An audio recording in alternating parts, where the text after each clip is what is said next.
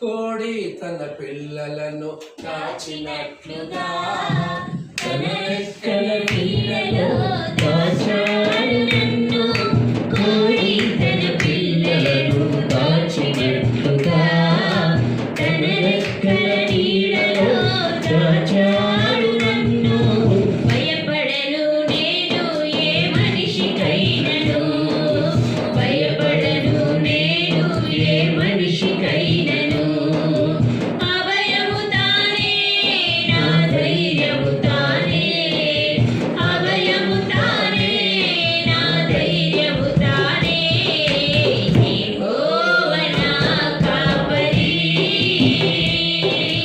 యేసయ్య నా రక్షకుడు. యెహోవా నా కాపరి, యేసయ్య నా రక్షకుడు. ఉపవాసం అనేది ఎందుకు చేయాలి? ఇక్కడ ఉపవాసం అనేది ఎందుకు చేశారు? మొట్టమొదటి ఉపవాసం అనేది ఎందుకు చేయాలంటే నేను 3 మాటలు చెప్తాను.